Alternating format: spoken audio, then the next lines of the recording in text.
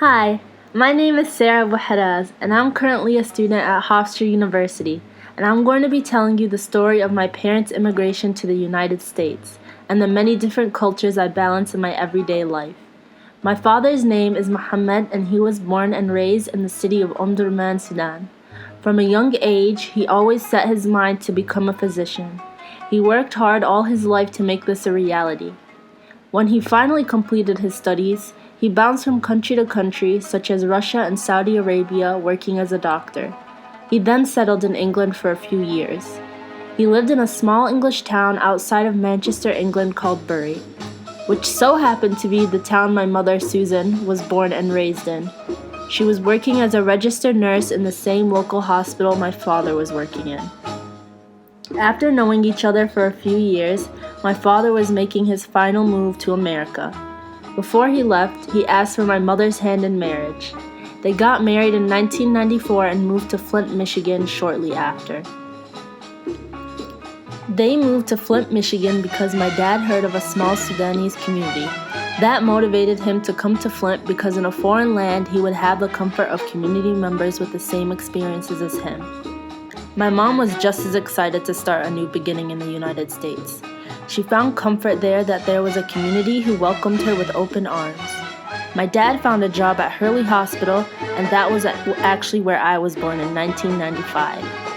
While growing up, I was balancing not one, but two identities. Coming from a multicultural and multiracial home was accompanied by many advantages and different struggles. Both my parents had close ties to their heritage, and they wanted their children to share those same ties with them. They showcased their pride by surrounding me with different elements of their cultures. For example, we went to England almost every year to visit the extended family, or they would come and visit us for vacations to different cities around America. And when we weren't there, my mother would talk on the phone for hours with her mother and each of her many siblings. My father sent us to private school, where we learned Arabic and about Islam. I made friends that I'm still close to today, of many different cultures other than my own. Attending Genesee Academy was a way my father ensured that my Sudanese identity was a big part of my life, because looking back, I can definitely say it was one of the most significant childhood experiences. An even bigger part of my childhood and life today is that I was and still am constantly surrounded by Sudanese families in the community. I remember from a young age we would get together and have big parties.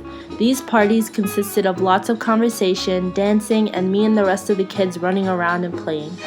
There were tables and tables of food that the women spent all day cooking. Although I appreciated their hard work, I have to be honest and say I didn't like any of it, but I always ate the rice. On that note, I actually don't like English or Sudanese food, but both of my parents had to cater to my palate.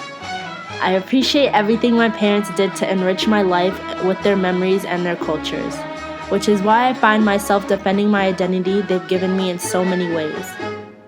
I've always struggled with the fact that people would want to put me in a box and denounce some of my identity and tell me that my experiences are not valid because I'm only half Sudanese or half English, which is upsetting to me because I've experienced both of these identities fully and they can coexist within me without being a watered-down version or an incomplete version of what society deems a real Sudanese person or a real English person is supposed to be.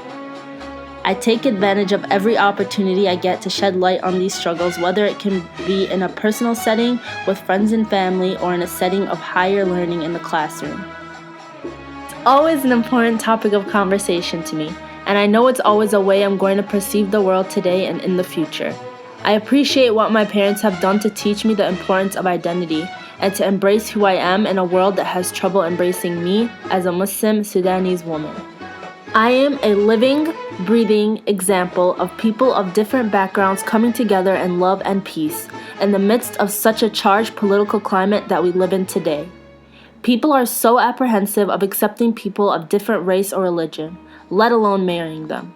I can never understand that, because I love who I am and I love my family, and we are proof that coming together is necessary to our global desire of peace and acceptance amongst all people. I hope to always be a symbol of love, peace, and unity.